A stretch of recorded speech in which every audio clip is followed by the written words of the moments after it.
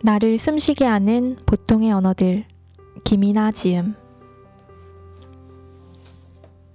라디오 레코드. 나를 지켜주는 말.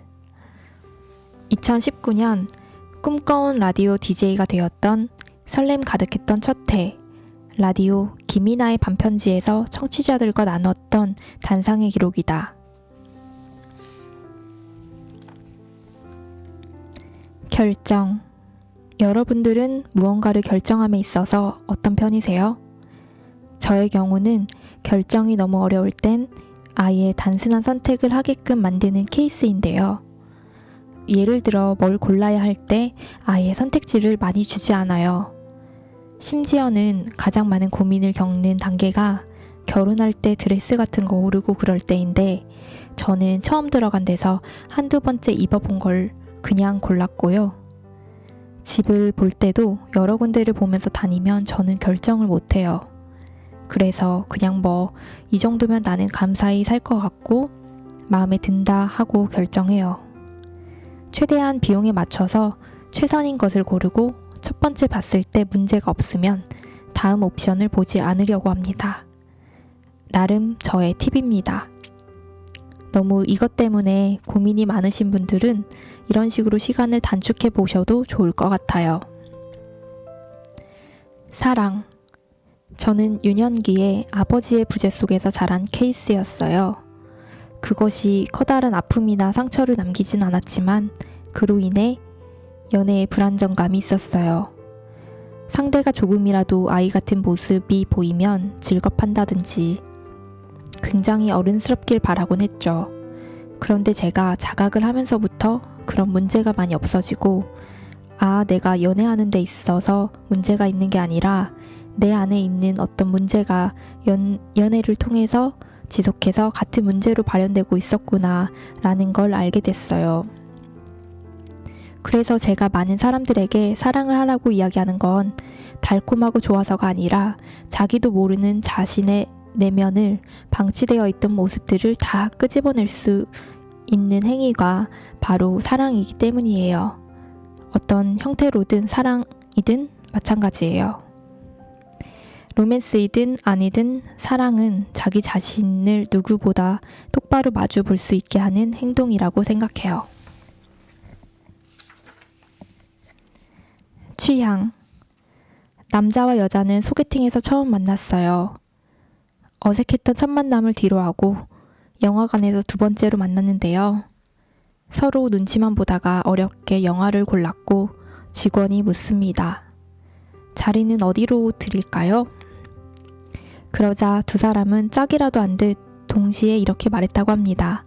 맨 앞자리로 주세요. 그것 때문이었을까요? 그날 이후 두 사람은 커플이 되었습니다. 누군가와 마음이 통하는 순간은 사실 대단치 않은 것일 때가 많죠. 나만의 독특한 것인 줄 알았는데 나와 취향이 같은 사람을 발견했을 때 우리의 마음은 쉽게 무장해제되곤 하니까요. 오류의 원인. 과거의 무언가를 그냥 오류가 난 채로 지나가 버리면 그 오류에 점점 복리가 붙죠. 그래서 엄청나게 커다란 싱크홀 같은 게 생겨버리는 것 같아요. 여러분은 어떤 편이세요? 과거를 덮어버리는 편인가요? 아니면 정면 돌파를 하는 편인가요? 사실 과거는 정면 돌파를 하고 덮고 하기 이전에 그게 어떤 문제가 어디쯤 있었는지 인지하는 게 제일 중요하겠죠. 그 순간에는 사실 덮어두고 싶어도 덮어지지 않는 것 같아요. 그런데 정말 힘든 건 내가 과거에 언제 오류를 범했는지를 몰라서 스스로를 성찰할 때 내 문제의 발생 시점이 헷갈린다는 거예요. 저는 지금도 많은 시점을 만나요. 내가 여기서 삐뚤어진 게 이때부터 비롯된 것도 있겠구나 하는 것도 있고 또 그래도 내가 여기 잘난 면이 있는데 그건 여기서부터 파생된 건가? 이런 자격지심은 아마 이런 무렵에 생겨난 거 아닐까 하면서 다 연결이 되더라고요. 그러면서 또 뭔가 너무 그 순간 탐망을 다할 순 없지만 그렇게 나를 이해하면 많은 것들의 해결책을 찾아 나가는데 도움이 되는 것 같아요. 사랑의 과정. 사랑을 하고 헤어지는 고 하는 총체적인 그 연애의 모습이 저는 항상 탱고 같다는 생각을 합니다. 어떤 패턴 속에 있지만 엇박이 있고 굉장히 기쁜 멜로디 속에 흥이 차오르다가도 극단적으로 슬퍼지고, 또 유명한 대사도 있잖아요. 탱고는 실수가 나서 발이 엉키거나 스텝이 꼬이는 것, 그것조차도 탱고다. 그러니까 연애에 실패하신 모든 분들, 그것조차 다음 사랑의 시작이 되는 하나의 조각이라고 생각하시면서, 그래, 어떻게 보면 우리는 모두 이런 탱고 속에 살고 있지 않나 하고 생각하는 건 어떨까요? 나를 살게 하는 존재. 중력이 없으면 사람들은 공중에 붕붕 떠다닐 수밖에 없게 되는 거잖아요. 한마디로 말해서 중력은 우리가 살 수 있게 한다라는 거죠. 제가 가끔 꾸는 악몽 중 하나가 저만 중력의 영향을 받지 않아서 끊임없이 하늘로 올라가는 거예요. 너무 무서운 상상이죠. 이과분들이 들으면 좀 말도 안 되는 생각이겠지만, 저는 중력이라는 작용이 반드시 지구가 아니어도 어떠한 사람이 나의 발을 땅에 붙이고 살게 하는 존재일 수 있겠다는 생각이 들어요. 달과 지구, 어떤 물체와 물체 사이에서 존재하는 장력이라는 것은 인연과도 관계 있는 게 아닐까, 그런 생각이 드는 거죠. 연인.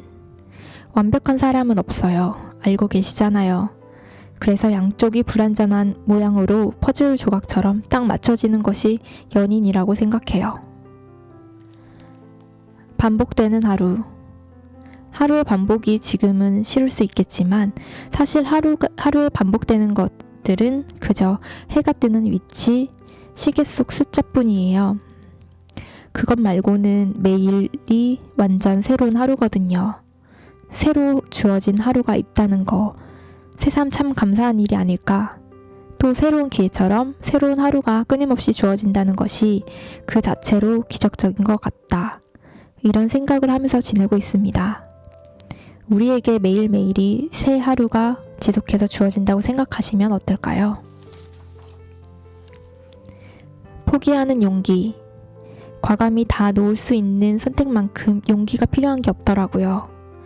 왜, 사실 그거를 밀고 나가는 것보다 다시 곰곰이 생각하고 누구의 조언을 들어서 그걸 과감히 철회하는 게 더 어렵더라고요.